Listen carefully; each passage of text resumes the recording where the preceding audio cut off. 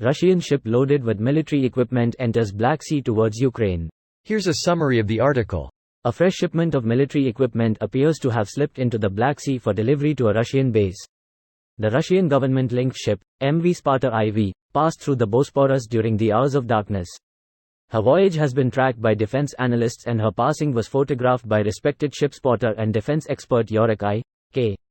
Naval News has seen evidence which indicates that this latest ship, MV Sparta IV, is carrying military vehicles and/or other war supplies.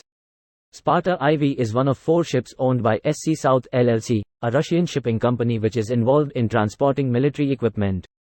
Russian media previously reported that the ship arrived in Tartus in Syria carrying humanitarian aid. MV Sparta IV is a related vessel to the one which shipped Russian S-300 air defense missiles in August 2022. This post received a score of 32,000, with an upvote ratio of 93%. Here are the top comments in response to this article. It apparently shipped humanitarian aid one way, and military gear for the invasion of Ukraine the other. I thought NATO ally Turkey was blocking weapon movements through the Bosporus, Navy etc. The Montreux Convention set out the rules Turkey put in place for the Dardanelles and Bosphorus, and the rule you may be confused with is during time of war in the Black Sea, where Turkey isn't a belligerent, no warships can pass either straits besides to base. Merchant, cargo vessels under a certain weight are still permitted access. Good summary, but requires further clarification that only the warships of belligerent powers are restricted.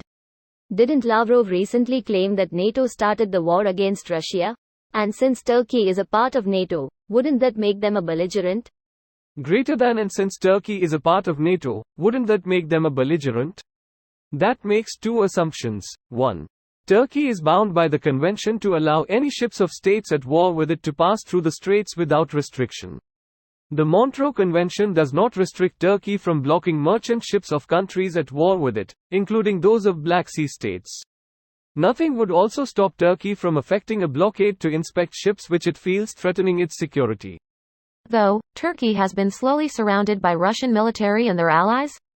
The slow pushing back of Georgia border, Syrian military operations, taking of Crimean naval base, Russian separatists, Bulgaria, Romania, and Moldova, bilateral military agreements with Iran, makes the ramifications of any disagreement with Russia alarming?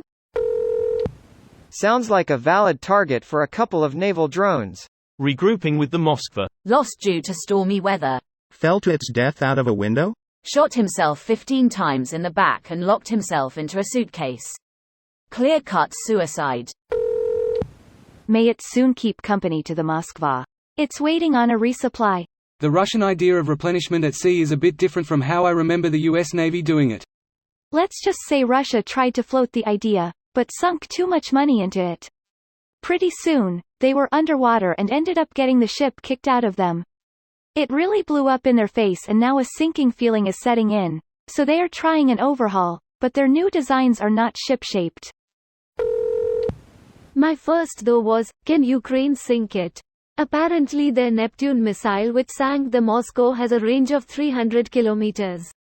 Some primitive measurements on Google Maps suggests that Ukraine would need missiles with approximately 450 kilometers range to prevent the ship from sailing out of range along the south coast of the Black Sea.